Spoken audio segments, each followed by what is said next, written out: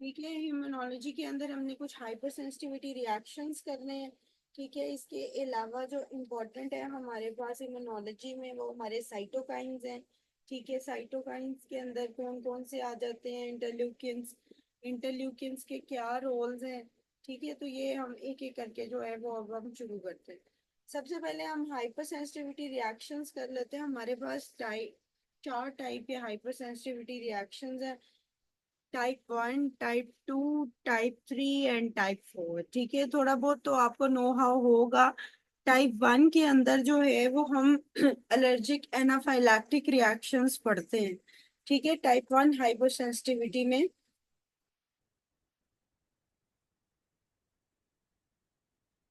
आवाज कम है अभी भी।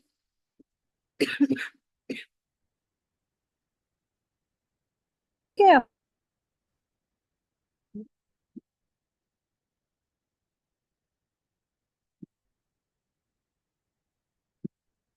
अभी सही है ना? मैं कंटिन्यू करूं मतलब? क्या मैंने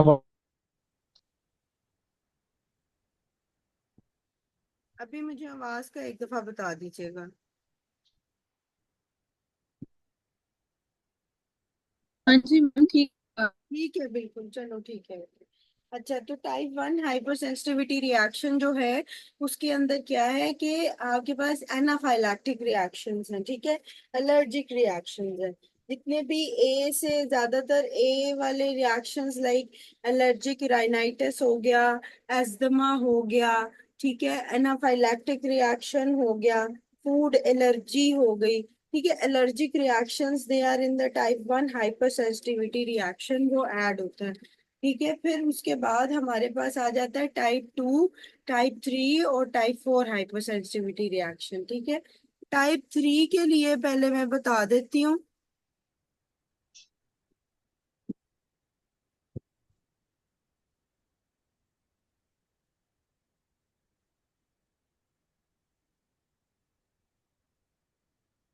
टाइप 3 हाइपर सेंसिटिविटी रिएक्शन का बताने लगी हूँ। ये एक लड़की है, ठीक है, इसका नाम है,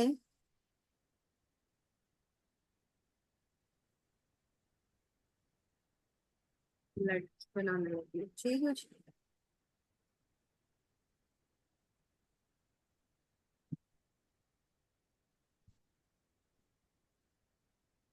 इसका नाम है SLE। ठीक है, ये लड़की है, ठीक है, जिसका नाम क्या है, SLE है। ठीक है, और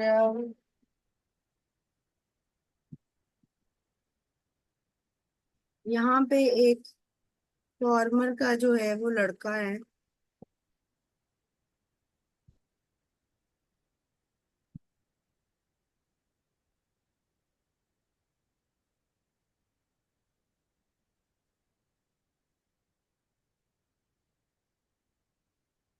ठीक है, अब क्या होता है कि ये जो SLE नामी लड़की है ये गई हुई है मतलब किसी मतलब कि फार्म हाउस फार्म पे गई हुई है। ठीक है, अब वहां पे जो है ना वो इसके पीछे जो है वो ये छोटे छोटे जो है वो कीड़े लग जाते हैं। ठीक है, ये जो कीड़े मैं बना रही हूँ kidney shape, that is the post streptococcal glomerulonephritis. ठीक है, पोस्ट स्ट्रेप्टोकोकल ग्लोमेरुलोनेफ्राइटिस के लिए बना रही हूँ, ये किडनी शेप्ड बना रही हूँ, तो इसलिए ये इसके पीछे लग जाते हैं। अब क्या होता है कि जब ये देखता है फॉर्मर, फॉर्मर के बेटे से फॉर्मर लंग याद रखिएगा। ठीक है, फॉर्मर के बेटे से जो है वो क्या याद रखना, फॉर्मर लंग। ठीक है, अब ये वो वहां पे फार्मर का बेटा था। ठीक है, उसने देखा कि ये कीड़े उसके पीछे पड़े हुए हैं, तो इसने जो है वो ये आर्थस रिएक्शन हुआ। ठीक है, आर्थस रिएक्शन,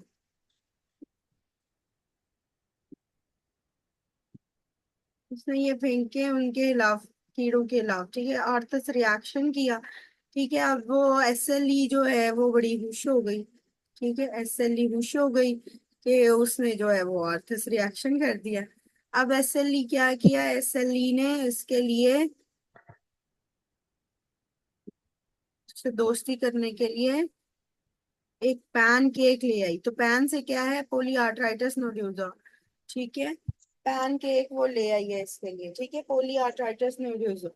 ठीक है, इसके ऊपर मोमबत्ती भी लगा देती हूँ। ठीक है।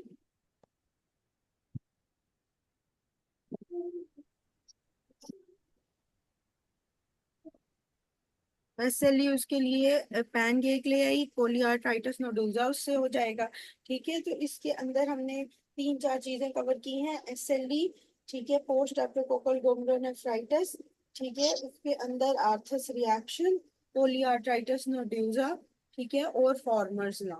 ठीक है, तो ये चीजें हमारे पास आ जाती हैं टाइप 3 हाइपर सेंसिटिविटी रिएक्शन के अंदर।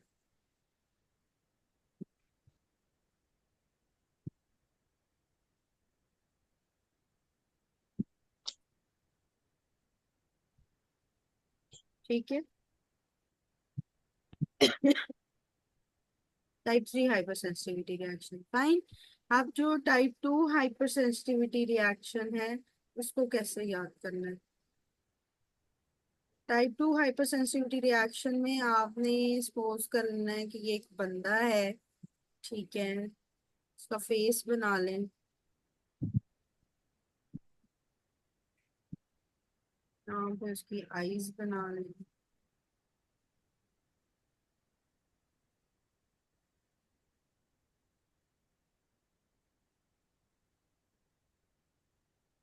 वो थम्स अप कर है।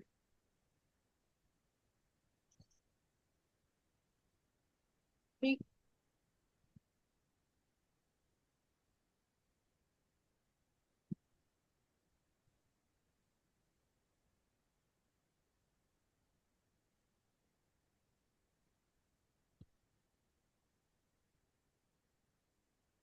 ठीक है, अब इसमें क्या क्या आ जाता है हमारे पास टाइप 2 हाइपर सेंसिटिविटी रिएक्शन में? आइस से दो चीजें आ जाएंगी, आइस से दो चीजें कवर हो जाएंगी यहाँ पे, माइस्थीनिया ग्रेविस और ग्रेव्स डिजीज। ठीक है, दो चीजें टोसिस होती है माइस्थीनिया ग्रेविस में। अब यहाँ पे दो चीजें कवर हो जाएंगी, माइस्थीनिया ग्रेविस और ग्रेव्स डिजीज। ठीक है, ये जो थम्स अप कर रहा है ये गुड पास्चर को शो कर रहा है। ठीक है, गुड पास्चर, गुड पास्चर और थम्स अप जो कर रहा है वो गुड पास्चर के लिए कर रहा है। आइस के लिए दो चीजें होंगी, माइस्थीनिया ग्रेविस और ग्रेव्स डिजीज। ठीक है, इसके अलावा टाइप 2 के अंदर हमारे पास क्या होता है कि वेसल्स इन्वॉल्व होती हैं। ठीक है, ब्लड वेसल्स इन्वॉल्व होती हैं। ठीक है, अब ये जो मसल में यहाँ पे ये मैंने हाथ बनाया है, हाथ के अंदर अगर मैं इस तरह बना दूं पीछे की तरफ तो यहाँ पे ये ब्लड वेसल्स है। ठीक है, तो ब्लड वेसल्स के अंदर क्या क्या हमारे पास आ जाएगा? उसके अंदर हमारे पास ट्रांसफ्यूजन रिएक्शन आ जाएगा। ठीक है, और ऑटोम्यून हेमोलिटिक एनीमियाज आ जाएंगे। ठीक है, और के अलावा एरिथ्रोब्लास्टोसिस फटालिस। ठीक है, तो तीन चीजें ब्लड वेसल के रिलेटेड आ जाएंगी। क्या क्या आ जाएंगी? ट्रांसफ्यूजन रिएक्शन आ जाएगा। ठीक है, ऑटोम्यून हेमोलिटिक अनीमिया आ जाएगा। ठीक है, और एरिथ्रोब्लास्टोसिस फटालिस। ठीक है, एबीओ टाइपिंग भी इसके अंदर आ जाती है टाइप 2 के अंदर, लेकिन वैसे एरिथ्रोब्लास्टोसिस फटालिस जो है वो इसके साथ एसोसिएटेड है। ठीक है, तो myasthenia gravis Graves disease, Goodpasture syndrome. ठीक है, इसके अलावा ब्लड वेसल्स के अंदर हमारे पास क्या क्या आ जाएगा? Transfusion reaction, autoimmune haemolytic anaemias. ठीक है, ये टाइप 2 के अंदर हमारे पास चीजें आ जाएंगी।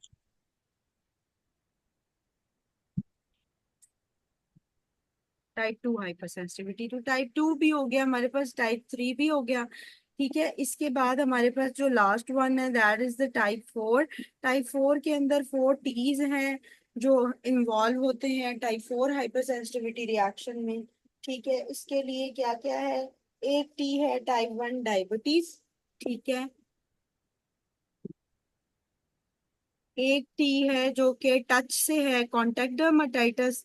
एक टी है जो कि टीबी के साथ है। ठीक है, और एक जो है वो है ट्रांसप्लांट रिजेक्शन के लिए। ठीक है, तो ये जो है वो सारे 4 T's हैं। दोबारा बता देती हूँ, एक टी किस लिए है? टाइप 1 डायबिटीज के लिए। दूसरा टी टच से है, कॉन्टेक्ट डर्माटाइटिस। तीसरा टी टीबी के लिए, टीबी में मेंटॉक्स टेस्ट आ जाए, टीबी स्किन टेस्ट आ जाए। ठीक है, ये टाइप 4 के अंदर आते हैं। और जो चौथा टी है that is for transplant rejection. ठीक है, दो किस्म के ट्रांसप्लांट रिजेक्शन है जो हमारे पास हाइपर एक्यूट हमारे पास ग्राफ्ट या ट्रांसप्लांट रिजेक्शन होता है, वो टाइप 2 के अंदर होता है, हाइपर एक्यूट। ठीक है। और दूसरा वैसे नॉर्मल हमारे पास जो ट्रांसप्लांट रिजेक्शन आती है वो टाइप 4 में होती है। ठीक है। तो ये दो ट्रांसप्लांट रिजेक्शन के एमसीक्यूज हमारे पास आते हैं। जो हाइपर एक्यूट ट्रांसप्लांट रिजेक्शन है वो विद इन मिनट्स होती है। ठीक है। तो वो हमारे पास टाइप 2 के अंदर आती है।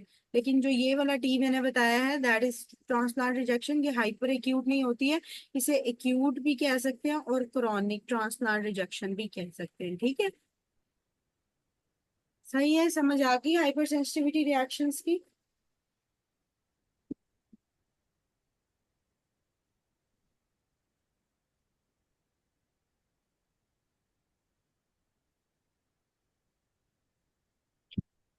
चलो ओके। ये 4 टाइप्स थी hyper Chama sensitivity. para ser badia do badi. जी। Estamos de cara.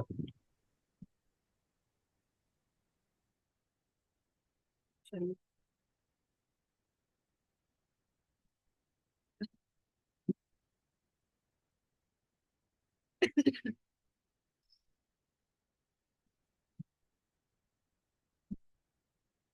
अच्छा, इसके बाद क्या है हमारे पास साइटोकाइंस है। ठीक है। साइटोकाइंस से आपने एक निमोनिक याद रखना है, hot T bone steak. Hot T.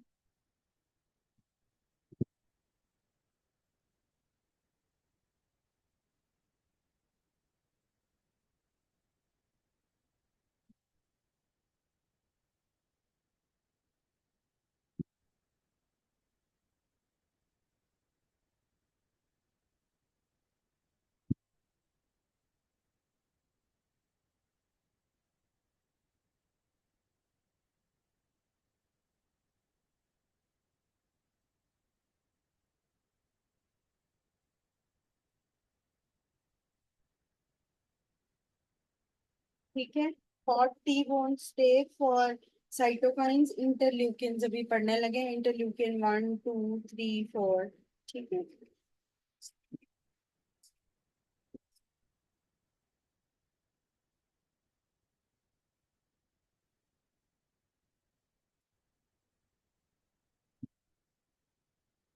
अच्छा, हॉट से है इंटरल्यूकिन 1। ठीक है। तो इसलिए फीवर के अंदर इंटरल्यूकिन 1 पहले रिलीज होता है। ठीक है। हॉट से जो है वो फीवर की कंडीशन में इंटरल्यूकिन 1 होता है। ठीक है। इंटरल्यूकिन 2 जो है ये टी सेल्स को एक्टिवेट करता है, इम्यूनिटी में इंटरल्यूकिन 2 का रोल है। इंटरल्यूकिन 2 जो है वो टी सेल्स को एक्टिवेट करता है हमारे पास। ठीक है। फिर उसके बाद हमारे पास आ जाता है टी बोन। बोन भी उस 3 के साथ जो है, इंटरल्यूकिन 3 के साथ वो बोन है। इंटरल्यूकिन 3 जो है वो बोन मैरो को स्टिमुलेट करता है। तो इसका क्या मतलब है, अगर आपके पास एमसीक्यूज आए आरबीसी प्रोडक्शन का तो वो कौन सा करेगा, इंटरल्यूकिन 3। ठीक है। क्योंकि वो बोन मैरो को स्टिमुलेट करता है। ठीक है। तो बोन मैरो स्टिमुलेशन जो है वो किससे है, इंटरल्यूकिन 3 से। सही है। आखिरी है हमारे पास स्टेक का वर्ड, जिसके अंदर ई, ए और के इंपॉर्टेंट है। इंटरल्यूकिन 4 जो है वो आईजीई प्रोडक्शन करता है, इंटरल्यूकिन 4। ठीक है, आईजीई।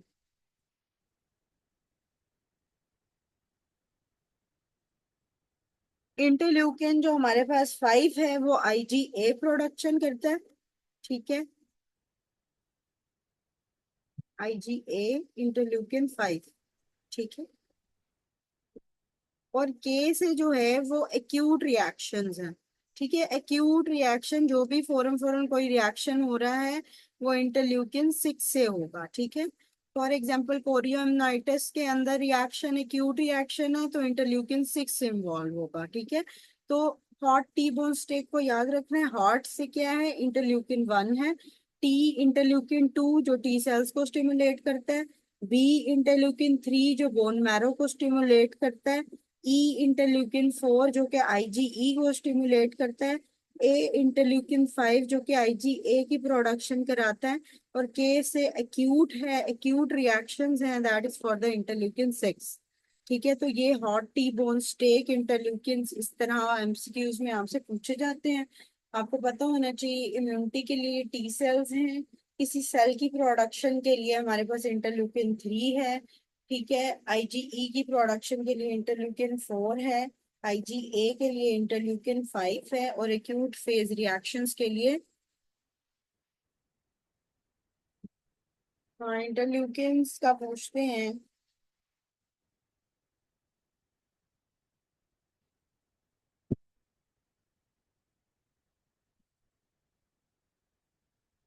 इंटरल्यूकिन 12 का भी यही होता है, टी सेल की डिफरेंशिएशन होती है वो भी।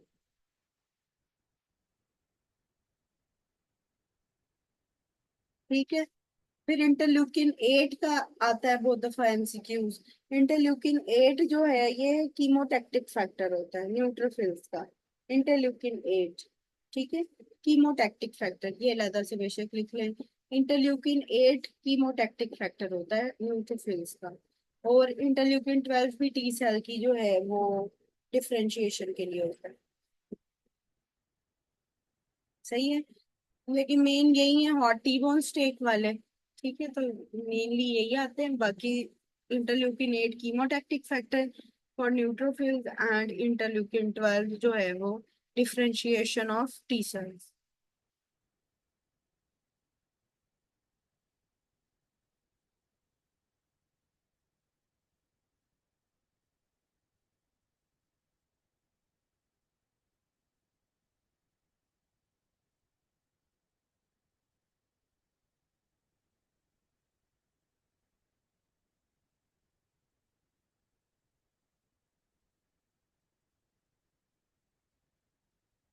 स्टेक के एस से कुछ भी नहीं है, एस से कुछ नहीं है, ई ए और के है बस स्टेक।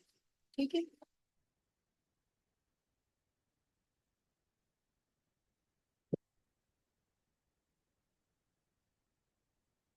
अच्छा अब दो चीजें हम इम्यूनिटी के अंदर दो चीजें डिस्कस करते हैं मेजरली, एक स्प्लीन को और एक थाइमस को। ठीक है, हाँ एक्यूट फेज रिएक्शन होता है, जैसे कोरियोमाइटिस वगैरह का रिएक्शन हो गया, उसमें इंटरल्यूकिन 6 अपना रोल प्ले कर सकता है। ठीक है,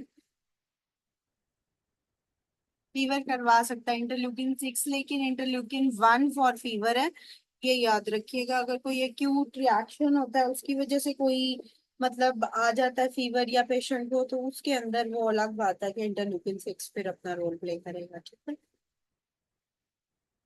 अच्छा अब दो चीजें हम इम्यूनोलॉजी के अंदर जो हमने पढ़नी है, एक स्प्लीन और एक थाइमस। ठीक है, स्प्लीन के अंदर मैंने पहले भी एक दफा बताया था कि वाइट पल्प और रेड पल्प के हमारे पास एमसीक्यूज आते हैं। ठीक है, तो जहां पे इम्यूनोलॉजिकल उसका सिर्फ फंक्शन होता है that is the white pulp. ठीक है, लेकिन जहां पे फिल्ट्रेशन होती है, कोई चीज टूटती है, वो उसका रेड पल्प होता है। ठीक है, ये चीज याद रखिएगा, स्प्लीन के अंदर जो रेड पल्प है that is for the filtration. ठीक है, इम्यूनोलॉजिकल फिल्ट्रेशन है, जहां पे जो चीज टूटनी फूटनी है they are the red pulp, और जो वाइट पल्प है that is for only immunological function. ठीक है, स्प्लीन के अंदर फिर स्प्लीन के टूटने पे आपको होबल जोबल बॉडीज मिलती हैं, ओवल जोली बॉडीज। ठीक है, ये इंपॉर्टेंट एमसीक्यूज है जो कि आता है। ठीक है, इसके अलावा स्प्लीन के अंदर जो है वो एंटीजन प्रेजेंटिंग पोर्शन भी होता है, जिसे मार्जिनल हम वाइट सेल्स भी मिल सकते हैं। ओवल जोल बॉडीज के लिए इंपॉर्टेंट है कि स्प्लीनेक्टमी के बाद आपको कौन सी बॉडीज मिलती हैं, तो ओवल जोली बॉडीज, ये एक इम्पॉर्टेंट एमसीक्यूज है जो आता है। ठीक है, इसके अलावा फिर थाइमस की अगर मैं बात करूं, तो थाइमस क्या है कि थाइमस एक तो एंटीरियर सुपीरियर मेडियास्नम में रिजाइड करता है, एंटीरियर मेडियास्नम का मेजर कवर कवर करता है। ठीक है, थाइमस मेजर एरिया कवर करता है एंटीरियर मेडियास्नम में। ठीक है, उसके अलावा थाइमस जो है ये थर्ड फ्रेंजियल पाउच से बनता है। थाइमस भी थर्ड फ्रेंजियल पाउच से बनता है, और पैराथायराइड का जो इंफीरियर पार्ट होता है वो भी थर्ड फ्रेंजियल पाउच से बनता है। ठीक है, थाइमस और इंफीरियर पैराथायरॉइड थर्ड फ्रेंजियल पाउच से डेवलप होते हैं। बच्चों में ये होता है आहिस्ता आहिस्ता, ये जो है वो ठीक है ये डिसअपेयर होने लग जाता है। नॉर्मली क्या होता है, टी सेल जो मैचुरेशन है वो हमारी थाइमस के अंदर होती है। अगर थाइमस ना हो, टी सेल मैचुरेशन ना हो, तो वो हमारे पास कौन सी डिजीज बन जाती है? थायमिक एप्लेजिया के अंदर हमारे पास कौन सी डिजीज बन जाती है? ये हमने पहले भी, डायजॉर्ज सिंड्रोम, ठीक है, ये हमने पहले भी डिस्कस किया था। डायजॉर्ज के अंदर हमने क्या पढ़ा था? कैच 22, ठीक है। कैच 22 के अंदर हमने कहा था थाइमिक हाइपोप्लेजिया, साथ में हाइपोकैल्सीमिया, ठीक है। तो ये इसीलिए किया था क्योंकि थर्ड फ्रेंजियल पाउच से थाइमस और इंफीरियर पैराथायराइड ग्लैंड बनता है। अगर थाइमस नहीं बना, इंफीरियर पैराथायराइड नहीं बना, वो हमारे पास आ जाता है डाइजॉर्ज के अंदर। दैट इज द कैच 22, ठीक है, जिसका मल्टीपल टाइम आपके पास एमसीक्यूज आता है। लाइक के एमसीक्यूज में आपके पास क्या क्या आ जाता है? कार्डियक एबनॉर्मेलिटीज आ जाती हैं, ठीक है, क्लेफ्ट पैलेट आ जाता है, ठीक है, हमारे पास cardiac dysfunctions, hypocalcaemia, thymic aplasia. Very good doctor Hajra. ठीक है, तो ये हमारे पास जो है ना वो डायजॉर्ज के मल्टीपल टाइम एमसीक्यूज आएंगे, ठीक है। इम्यूनो डेफिशिएंसी होगी उसको, उस पेशेंट को, उसको कैसे बात बताऊं मेरा,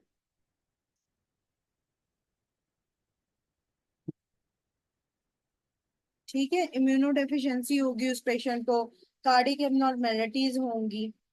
माइस्थीनिया, नहीं माइस्थीनिया नहीं होगा डायजॉर्ज वाले पेशेंट को। माइस्थीनिया ग्रेविस के अंदर तो थाइमोमा होता है ना, वो ज्यादा होता है थाइमस, थाइमोमा होता है, थाइमस ज्यादा होता है माइस्थीनिया ग्रेविस में ना, ठीक है। Thymic aplasia is something else. Thymic aplasia DiGeorge syndrome में है, और थाइमोमा या थाइमस जो का बड़ा हो जाए ना, that is in the myasthenia gravis, जो उसका भी एक फीचर है जिसके अंदर आपको थाइमोमा मिलता है, ठीक है।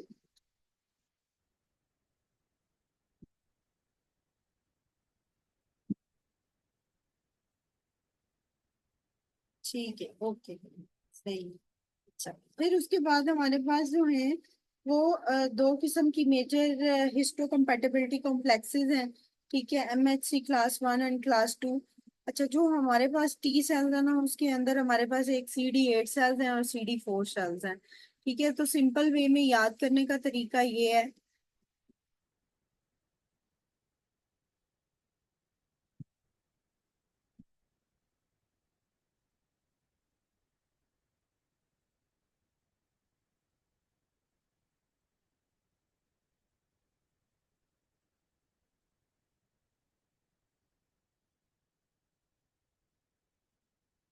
ठीक है, हमने 8 बनाना है, तो CD8 जो है वो MHC क्लास 1 के साथ होता है, ठीक है।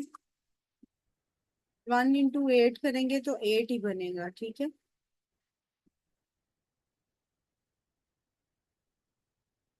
ठीक है। और CD4 जो होता है ये MHC क्लास 2 के साथ होता है, ठीक है। C2 के साथ 4 को मल्टीप्लाई करेंगे तो 8 बनेगा, ठीक है।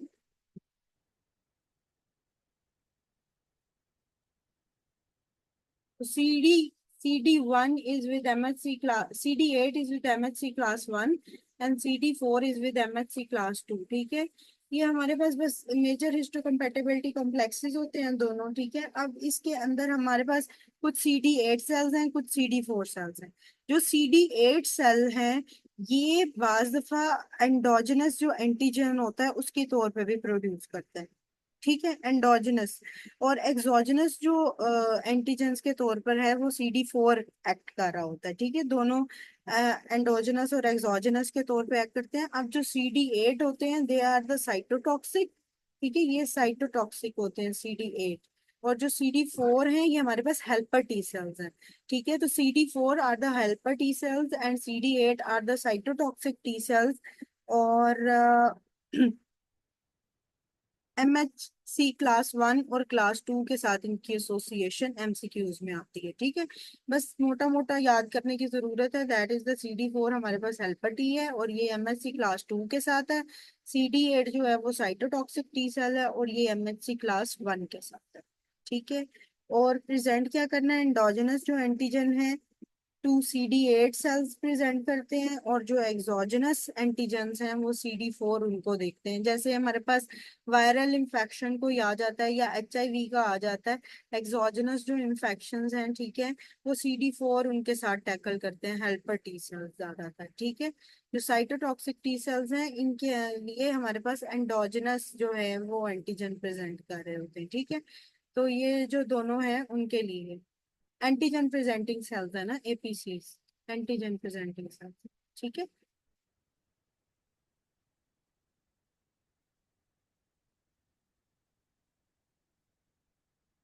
ठीक है,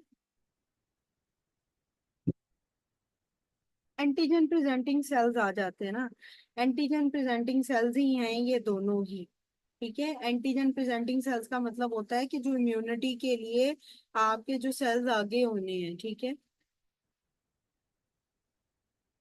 हाँ, मैक्रोफेजेस वगैरह जिसे हम कह लें, ठीक है। तो एंटीजन प्रेजेंटिंग सेल्स के अंदर हमारे पास टी सेल्स भी अपना रोल प्ले कर रहे होते हैं ना। तो उसके अंदर टी सेल्स की दोनों टाइप है, CD8 सेल, CD4 सेल। एक साइटोटॉक्सिक है, एक हेल्पर टी सेल है, ठीक है, और उनके साथ क्लासेस हैं साथ, ठीक है।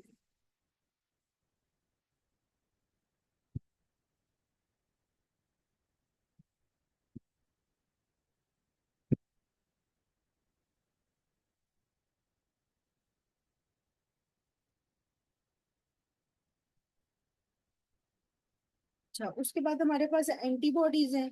एंटीबॉडीज के अंदर हमारे पास जो हैं वो डिफरेंट टाइप ऑफ एंटीबॉडीज हैं। लेकिन एंटीबॉडीज के हमारे पास दो पोर्शंस होते हैं, एक फैब पोर्शन होता है और उसका FC पोर्शन होता है। जो इम्पोर्टेंट पोर्शन होता है वो हमारे पास FC पोर्शन होता है। FC पोर्शन के अंदर उसका कांस्टेंट एक तो वो रहता है, उसके अंदर कार्बोक्सिल टर्मिनल होता है, ठीक है, और कंप्लीमेंट बाइंडिंग पोर्शन वही होता है, ठीक है। जो भी कंप्लीमेंट बाइंडिंग पोर्शन है वो FC पोर्शन है, ठीक है। और जो हमारे पास है फैब पोर्शन, ठीक है, वो लाइट और हैवी चेन पे कंसिस्ट करता है। ये फ्रेगमेंट एंटीजन बाइंडिंग पोर्शन है, उसके नाम में ही लिखा होता है फ्रेगमेंट एंटीजन बाइंडिंग पोर्शन। ये इस तरह दो पोर्शन हमारे जो एंटीबॉडीज होते हैं उसके ऊपर बने होते हैं, ठीक है। ठीक है, फैब पोर्शन होता है एक, ठीक है, जो उसका लाइट और हैवी चेन पे कंसिस्ट होता है, फ्रेगमेंट एंटीजन बाइंडिंग पोर्शन होता है। और जो FC पोर्शन होता है दैट रिमेन्स कांस्टेंट, और वो जो है वो कंप्लीमेंट बाइंडिंग पोर्शन होता है, ठीक है। कांस्टेंट पोर्शन है, कार्बोक्सिल टर्मिनल है, और कंप्लीमेंट बाइंडिंग पोर्शन है। अब हमारे पास डिफरेंट टाइप ऑफ इम्यूनोग्लोबिन्स आ जाते हैं। They are IgA type, IgM होती है, ठीक है, IgD और IgE होती है, ठीक है। IgA, G, M, D और E, ये आपने पहले भी सुनी होंगी, ठीक है। IgG से शुरू करते हैं, ठीक है। IgG के अंदर क्या है, सबसे ज्यादा जो हमारे पास होती है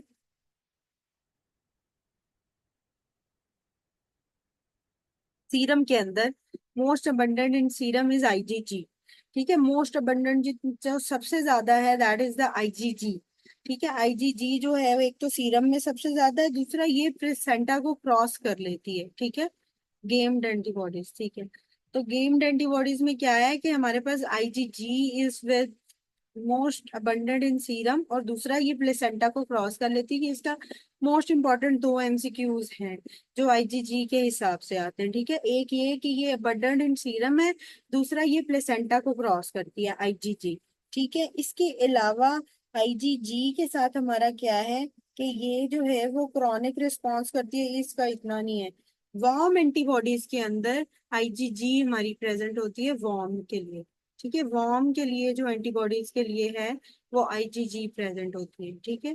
फिर उसके बाद IgM आ जाता है, ठीक है। IgM जो है अपने नाम से है मैसिव है ये, इसके ना डिफरेंट पोर्शंस होते हैं, ठीक है। अगर ये मैं पेंटेड या हेक्सेड बनाती हूँ ना, तो IgM ना मेजर होती है, बड़ी बनी हुई होती है, ठीक है, मैसिव होती है, ये बिग बनी हुई होती है, ठीक है, IgM, ठीक है। एक तो ये लार्जेस्ट एंटीबॉडी होती है क्योंकि इसके डिफरेंट मतलब के एक बहुत बड़ा इसका जो है वो स्ट्रक्चर होता है, ठीक है, लार्जेस्ट एंटीबॉडी होती है।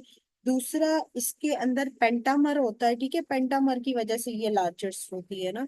ठीक है। और कोल्ड ऑटोम्यून हेमोलिटिक एनीमियाज के अंदर जो कोल्ड एग्लूटिनेशन है उसके अंदर हमारे पास आईजीएम आती है। ठीक है। तो warm autoimmune haemolytic anaemias warm agglutination के लिए हमारे पास आईजीजी होती है और कोल्ड के लिए आईजीएम होती है। ठीक है। गेम्ड के अंदर जी, आईजीजी, आईजीए, आईजीएम, ई और डी, वो ये कह रही है। ठीक है। ठीक है। तो आईजीजी इज विद व्हाट, कि ये प्लेसेंटा क्रॉस करती है, वार्म एग्लूटिनेशन के लिए होती है, अबंडेंट इन सीरम होती है। आईजीएम इज विद, के ये पेंटामर होता है, मैसिव बना हुआ होता है, बड़ा सा बिग सा लार्जेस्ट एंटीबॉडी होती है। और इसके अलावा ये कोल्ड एग्लूटिनेशन के लिए होती है। ठीक है। फिर उसके अलावा हमारे पास आईजीए आ जाती है। आईजीए जो है ये सिक्रीशंस में सबसे ज्यादा होती है। सिक्रीशंस में जैसे कि मिल्क सिक्रीशन हो गई है। ठीक है। जितनी भी सिक्रीशंस हैं ये सिक्रीशन में ज्यादा होती है। ठीक है। लेकिन सीरम कंसंट्रेशन में ये लो होती है। ठीक है। सीरम में हमारे पास सबसे ज्यादा आईजीजी है। आईजीए जो है वो मिल्क की, वो नॉर्मली जो बॉडी में सिक्रीशंस है उसमें ज्यादा होगी। ठीक है। फिर उसके बाद हमारे पास मोस्ट प्रोड्यूस्ड एंटीबॉडी भी आईजीए ही होती है, लेकिन ये सिक्रीशंस में ज्यादा होती है। फिर आईजीडी है जो कि सरफेस पे पाई जाती है, बी सेल्स पे। ठीक है। आईजीडी जो है वो बी सेल्स के सरफेस पे होती है। और आईजीई आखिरी रह गई है। आईजीई जो है वो मास सेल्स या बेजोफिल सेल्स के लिए, एलर्जिक रिएक्शंस में जो है वो आईजीई ज्यादातर आती है। ठीक है। तो पैरासिटिक इन्फेक्शन हो गया, एजिनोफिलिक इन्फेक्शन हो गया, या मास सेल से या बेजोफिल से जो बाइंड की रखती है, दैट इज द आईजीई, जो टाइप 1 हाइपर सेंसिटिविटी रिएक्शन में भी हमारे पास आती है। ठीक है। ठीक है। तो आईजीजी, आईजीएम, आईजीए, डी और ई। ठीक।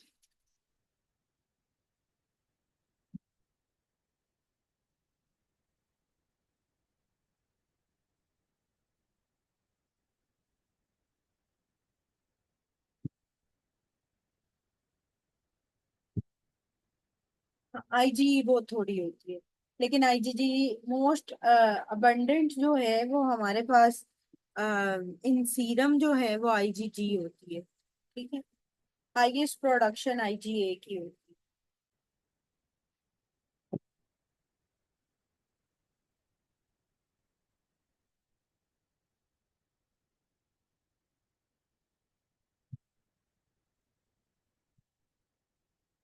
सही है। अच्छा। इसके बाद ना हमारे पास ये कंप्लीमेंट फिक्सेशन वाला भी एक एमसीक्यूज बहुत दफा आता है। उसके लिए यही है, आईजीएम सबसे पहले है, फिर आईजीजी है, जिसका 3 1 2 4 याद रखना है। ठीक है। कंप्लीमेंट फिक्सेशन के लिए, फिक्स कंप्लीमेंट के लिए आईजीएम सबसे पहले है। ठीक है। ये एमसीक्यूज आता है। फिर आईजीजी है जिसके आगे से भी सीक्वेंस है। ठीक है। 31 24। ठीक है। 3 IgG, 3 IgG1, IgG2। ठीक है। और IgG4, 31 24। ठीक है। तो ये जो है वो सीक्वेंस याद रखना है फॉर द फिक्स कम्प्लीमेंटेशन। ठीक है। फिक्स कम्प्लीमेंट के लिए IgM, G 3 1 2 4 जो है ये सीक्वेंस याद रखना है, ये एमसीक्यूज में आ जाता है। ठीक है।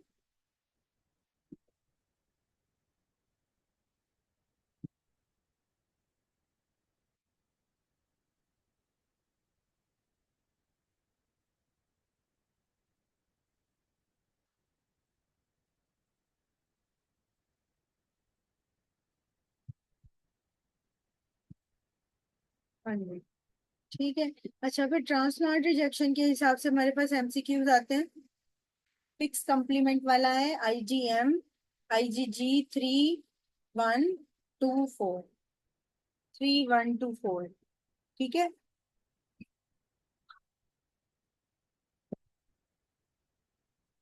अच्छा, फिर ट्रांसप्लांट रिजेक्शन के एमसीक्यूज। अब जैसे मैंने आपको बताया था कि ट्रांसप्लांट रिजेक्शन में हमारे पास जो एमसीक्यूज आ जाते हैं, एक हाइपर एक्यूट ट्रांसप्लांट रिजेक्शन होती है, एक्यूट होती है, क्रॉनिक होती है, और तीस आखिरी हम पढ़ते हैं ग्राफ्ट वर्सेस होस्ट डिजीज। ठीक है। जो हमारे पास ट्रांसप्लांट रिजेक्शन है ना, लीवर ऐसा ऐसा रेजिस्टेंट ट्रांसप्लांट रिजेक्शन है कि ट्रांसप्लांट में ये मोस्ट रेजिस्टेंट है, क्योंकि इसकी डुअल ब्लड सप्लाई होती है, ट्रांसप्लांट रिजेक्शन नहीं होती है लीवर में। ठीक है, ऐसा ऑर्गन आपसे पूछा जाए जो कि ट्रांसप्लांट रिजेक्शन से प्रिवेंटेड रहता है, ठीक है, वो कौन सा है? लीवर है, क्योंकि उसकी डुअल ब्लड सप्लाई है। ठीक है, अब हमारे पास क्या होता है कि हमारे जो हमने ट्रांसप्लांट जब करना हो तो हम HLA टाइपिंग देखते हैं, जिसके लिए हम सेल्स कौन से देखते हैं?